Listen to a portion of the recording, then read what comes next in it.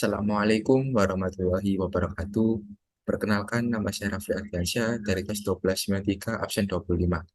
Di sini saya akan menerangkan mengenai bab 3, yaitu pengaruh kemajuan iptek terhadap Negara Kesatuan Republik Indonesia. Pengertian iptek. Iptek merupakan suatu ilmu yang mempelajari mengenai berbagai informasi dan pengetahuan mengenai teknologi yang terdapat di berbagai bidang. Dalam perkembangan global, ilmu pengetahuan dan teknologi berjalan beriringan membentuk sebuah kemajuan. Teknologi tidak akan tercipta tanpa adanya ilmu pengetahuan, sedangkan ilmu pengetahuan tidak akan bisa berkembang dan memunculkan terobosan-terobosan baru tanpa adanya teknologi. Keduanya harus dijalankan dan dimanfaatkan dengan maksimal dan sebaik-baiknya demi kemajuan kehidupan seluruh makhluk hidup di bumi ini. Teknologi dibedakan menjadi tiga, yaitu yang pertama ada teknologi maju. Teknologi maju yaitu teknologi tingkat pertama, suatu usaha yang mengarah pada bidang pendidikan, pelatihan, serta pembinaan para tenaga peneliti ilmiah untuk selalu mengikuti dan menguasai perkembangan teknologi yang vital serta dibutuhkan oleh suatu negara. Dua, teknologi adaptif. Teknologi adaptif yaitu perkembangan dari suatu teknologi dari suatu negara maju yang penggunaannya masih harus disesuaikan dengan kondisi lingkungan negara yang memerlukan. Yang ketiga, teknologi protektif. Teknologi protektif yaitu teknologi yang digunakan untuk melindungi, konservasi, restorasi, dan regenerasi segenap sumber daya alam yang ada. Pengaruh positif. A. Aspek politik. Satu, dalam demokratisasi. Salah satu tujuan utama dalam penggunaan politik dibantu dengan teknologi informasi adalah adanya peranan besar masyarakat dalam pengembangan pemerintah. Dengan e-government, maka hal ini bisa tercapai. Dua, dampak ramah lingkungan.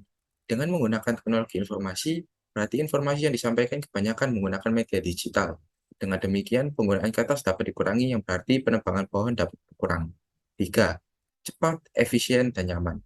Kegiatan komunikasi untuk keperluan politik dengan menggunakan teknologi informasi menyebabkan sampainya berita lebih cepat, dilakukan secara efisien dan nyaman. Empat, politik internasional. Kemajuan di bidang teknologi komunikasi telah menghasilkan kesadaran regionalisme. Kesadaran itu akan terwujud dalam bidang kerjasama ekonomi, sehingga regionalisme akan melahirkan kekuatan ekonomi baru. B.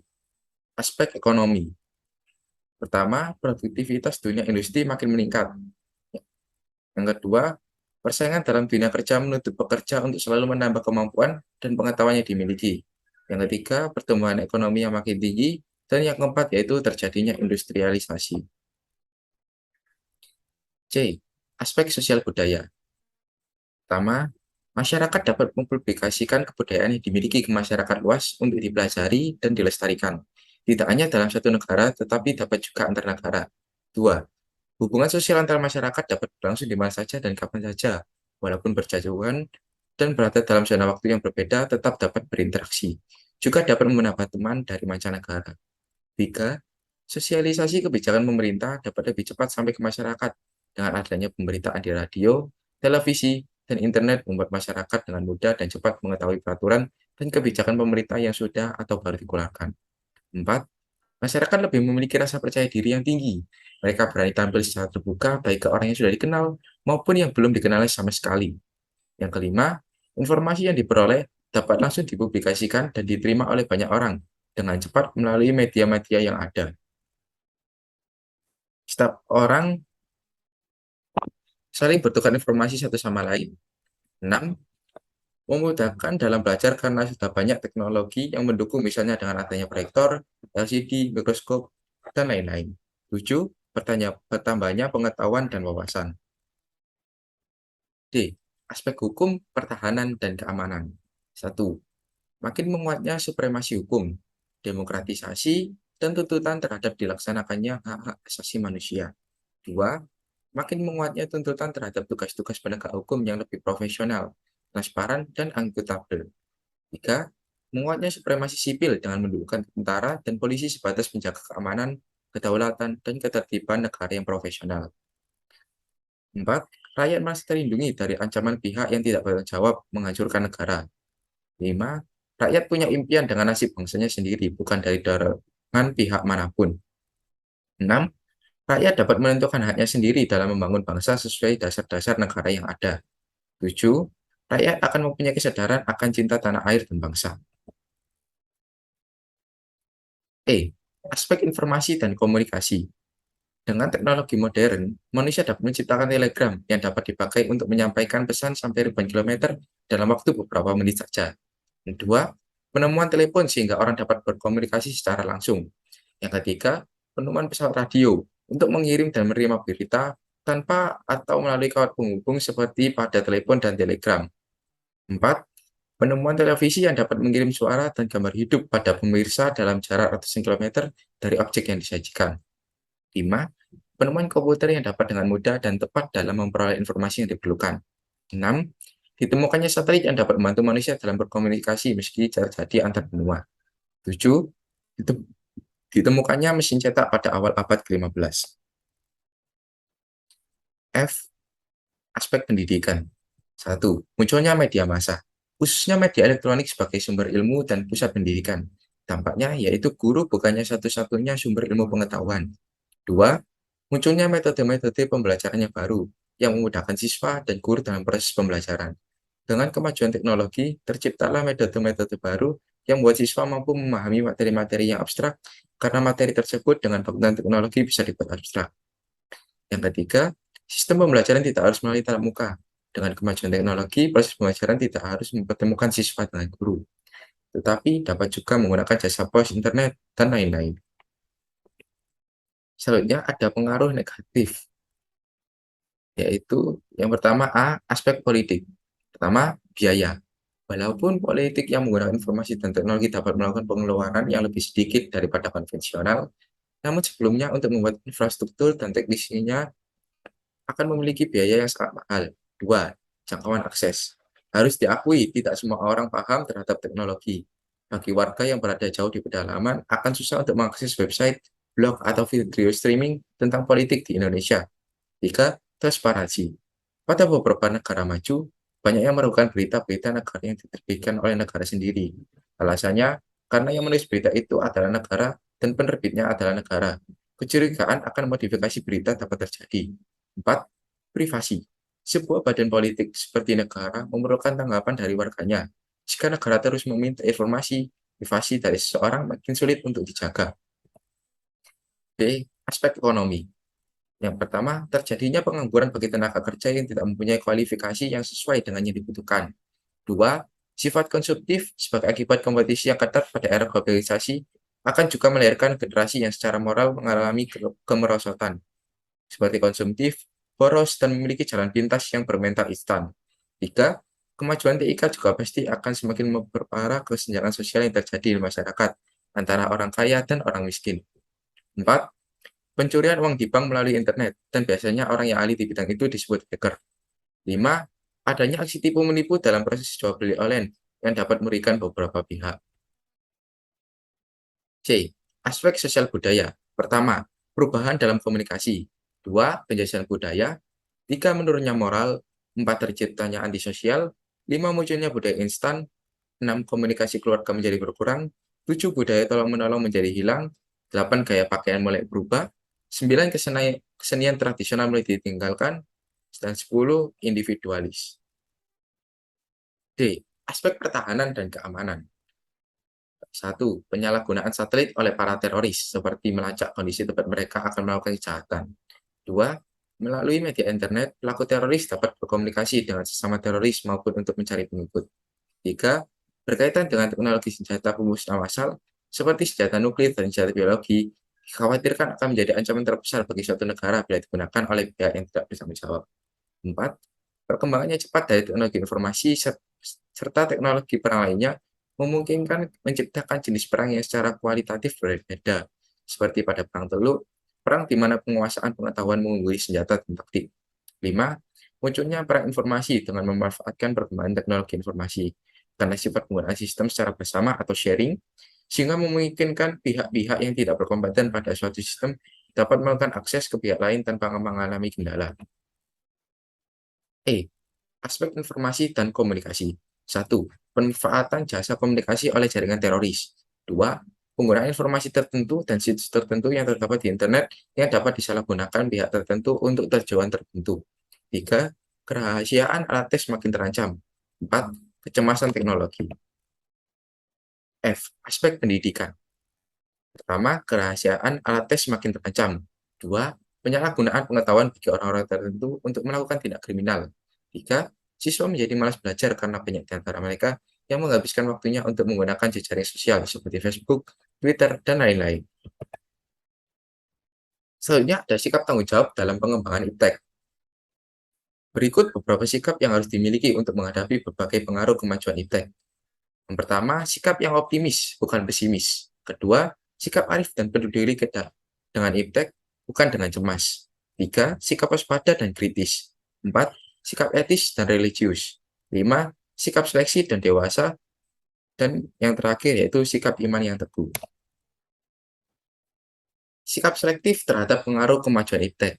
A. Bidang politik. Pertama, meningkatkan partisipasi masyarakat sipil dalam arena politik. 2. Mengadakan reformasi lembaga-lembaga politik agar menjalankan fungsi dan perannya secara baik dan juga benar. 3. Memperkuat kepercayaan masyarakat kepada aparatur pemerintahan. 4. Menegakkan supremasi hukum. Dan yang 5 yaitu memperkuat posisi Indonesia dalam kancah politik internasional. B. Bidang ekonomi. Pertama, memulihkan dan memantapkan keamanan stabilitas politik. 2. Meningkatkan kepastian hukum. 3. Melaksanakan prinsip-prinsip penyelenggaraan negara dan pemerintahan yang baik, bersih, dan berwibawa atau good governance. 4. Mengamankan proses desentralisasi. 5. Melaksanakan kebijakan fiskal dan moneter. 6. Pemulihan perbankan nasional agar pembiayaan perbankan kepada perusahaan termasuk usaha kecil dan menengah atau UKM dapat berjalan kembali. C. Bidang sosial budaya. Pertama, terbuka terhadap inovasi dan perubahan. 2. Berorientasi pada masa depan daripada masa lampau. 3. Dapat memanfaatkan kegunaan iptek. 4. Menghargai pekerjaan sesuai dengan prestasi. 5. Menghargai dan menghormati hak asasi manusia.